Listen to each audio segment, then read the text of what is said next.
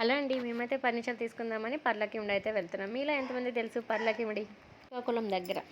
Almost వడిసా border అంట. వడిసానే సీప్వెల్. మేమైతే ఇక్కడ ఓన్గా తయారు చేస్తారంట బెడ్స్.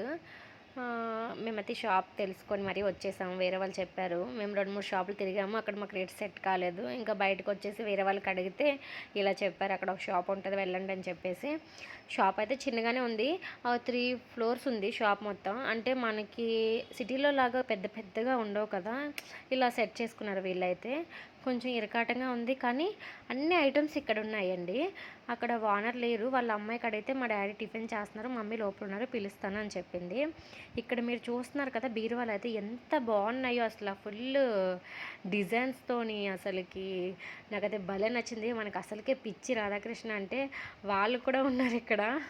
మేము ఇప్పటివరకు చూసాము, ఒక 3-4 షాప్స్కి వెళ్ళాము కానీ ఎంత అట్రాక్టింగ్గా అయితే ఎక్కడ కనిపించలేదు బీరువాలు అయితే. మీలో ఎవరికి బీరువాలు కావాలన్నా ఇక్కడికైతే వచ్చేసేయండి, పర్లాకిమిడిలో ఉన్న చుట్టుపక్కల ఉన్న వాళ్ళైతే. మేమైతే ఇంకా ఫర్నిచర్ తీసుకున్నాము. అవి ఆల్రెడీ లోడ్ చేస్తున్నారు. నేను అంతలో వీడియో తీసుకుందామని షార్ట్గా చిన్న చిన్న వీడియోస్ తీసుకున్నాను. ఇక్కడ కూర్చున్నారు కదండి, ఈమెనే అనమాట, షాప్ ఓనర్ అనమాట మేడము.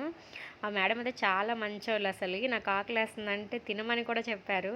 నేనే తినలేదు. మా ఫర్నిచర్ అయితే లోడ్ చేస్తున్నారు. మా హస్బెండ్ అక్కడ నిల్చొని అలా చూస్తున్నారు ఎలా ఎక్కిస్తున్నారు అని చెప్పేసి.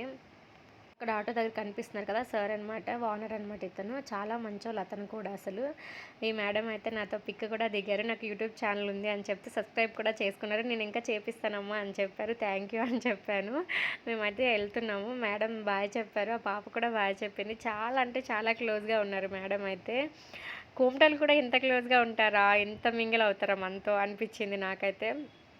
నాకు బాగా అంటే బాగా ఆకలేస్తుంది. సర్లే అని చెప్పి స్టార్ట్ అయితే అయిపోయాము. మీకు పర్లాకిమిడిలో ఉన్న రాజుగారి కోటని చూపిస్తాను, చూసేసేయండి. ఎప్పుడైనా చూస్తారా మీరు? నేనైతే ఫస్ట్ టైం చూస్తున్నా. లాస్ట్ టైం వచ్చాను కానీ చూడలేదు.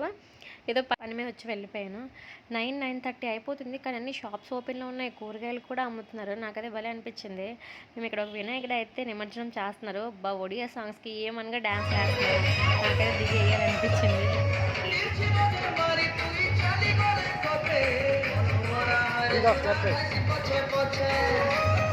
అప్పుడు కానీ నన్ను చూసి మా వారైతే వెళ్ళిపో డ్యాన్స్ కూడా క్లియర్ అయిన వినాయకుడు అయితే చాలా బాగుంది. ఇంకా మేమైతే వెళ్తున్నాము. అసలు మీకు చెప్తే నమ్మరు, రోడ్డు పైన ఒక్కరు కూడా లేరండి. మేము ఇద్దరమే ఉన్నాం తెలుసా. మేము అన్లోడ్ చేసిన ఫర్నిచర్ వెహికల్ కూడా మాకు అందుబాటులో లేదు. అది ఎక్కడుందో కూడా తెలీదు. నాకైతే అంత భయం వేసింది అసలు. ఎక్కడి నుంచి ఎవరు వస్తారో, ఏమైనా దొంగలు వస్తారేమో అని.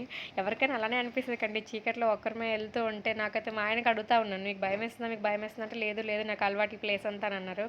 మీరు మాత్రం ఇంత చీకటి ప్రయాణం అయితే చేయకండి. Thank you.